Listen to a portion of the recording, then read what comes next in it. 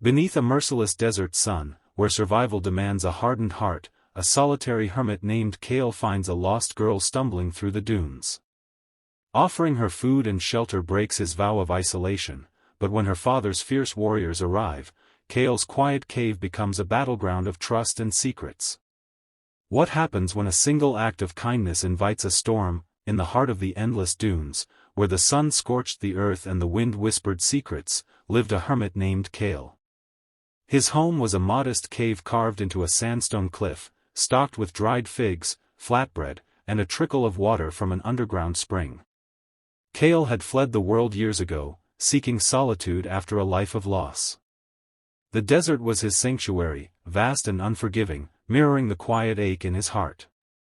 One dusk, as the sky burned orange, Cale spotted a figure staggering across the dunes. It was a girl, no older than 10, her lips cracked and her eyes wide with fear. Her tattered cloak fluttered like a wounded bird. Cale hesitated. Solitude was his vow, but her frail form stirred something in him. He approached, offering his water skin. She drank greedily, her small hands trembling. "Who are you, child?" Cale asked, his voice rough from disuse. "Lyra," she whispered. I got lost. My people, we were traveling to the oasis." Cale glanced at the horizon. No caravan. No tracks.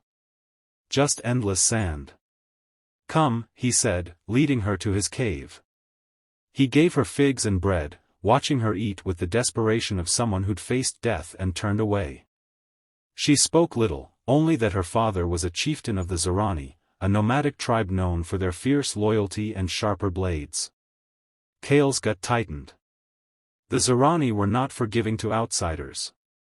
"Rest here tonight," he told her. "I'll take you to the oasis at dawn." Lyra curled up on a woven mat, clutching her cloak. Cale sat by the cave's mouth, staring at the stars. He wondered if he'd done right, breaking his solitude for this child.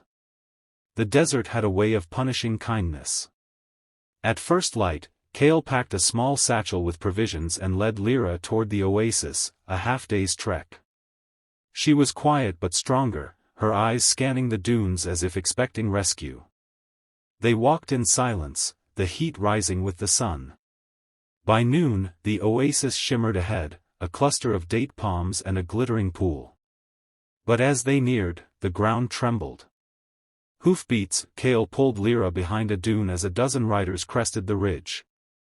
Their cloaks bore the Zorani sigil, a crescent moon pierced by a dagger.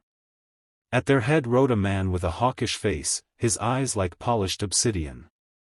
Lyra gasped. "Father." The man, Chieftain Varek, dismounted, sweeping Lyra into his arms. His warriors formed a semicircle, hands on curved swords. Varek's gaze locked onto Cale, who stood still, his staff planted in the sand. "You fed my daughter," Varek said, his voice low, like a storm brewing. "You gave her shelter." Cale nodded, wary. "She was lost. I couldn't leave her." Varek studied him, his expression unreadable. The warriors shifted, their armor clinking. Cale braced for a blade, but Varek raised a hand, silencing his men. "The desert takes. You gave. For that, you have my gratitude."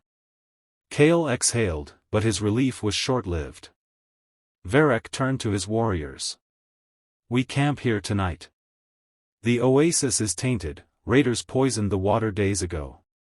We move to the next spring at dawn." Cale's heart sank. His cave was the only shelter for miles, and the next spring was his spring. He opened his mouth to protest, but Lyra's small hand tugged his sleeve. "Please," she whispered. "They're my family." Against his instincts, Cale led the Zorani to his cave. The warriors filled the space, their presence heavy, like a storm cloud in a bottle. They ate his stores, drank his water, and sharpened their blades by his fire. Varek sat across from Cale, his eyes never leaving the hermit's face. You live alone, Varek said, not a question. I prefer it, Kale replied, his tone clipped. Varek's mouth twitched, almost a smile. A man who flees the world has stories. Tell me yours. Kale stiffened. He hadn't spoken of his past in years, his wife's death, his son's betrayal, the city that chewed him up and spat him out. But Varek's gaze was unrelenting, and Lyra watched him with those wide, trusting eyes. So, haltingly, Kale spoke. The words poured out like sand from a broken hourglass, raw and heavy. The warriors listened, their hands stilled on their swords. When he finished, silence hung thick. Varek leaned forward. You saved my daughter. In return, I offer you a place with us. The Zorani do not forget debts. Kale shook his head. I belong here. Alone. Varek nodded, as if he'd expected this. Then we stay until dawn. No more. The night passed uneasily. Kale slept little, watching the warriors' shadows flicker on the cave walls. At dawn, the Zorani packed to leave. Lyra hugged Kale, her small arms fierce. Thank you, she whispered. Varek pressed a dagger into Kale's hand, its hilt carved with the Zorani sigil. For protection, Varek said. Or memory. The Zorani rode off, their hoofbeats fading into the desert's hum. Kale stood at the cave's mouth, the dagger heavy in his hand. His solitude returned, but it felt different now, less like a sanctuary, more like a weight.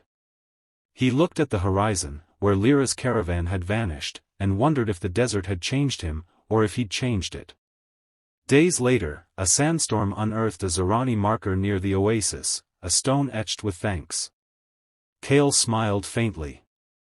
He was alone again, but the desert no longer felt so endless. As the desert swallowed the Zorani's hoofbeats, Kale clutched their gifted dagger, alone again, but forever marked by a kindness that reshaped his endless sands.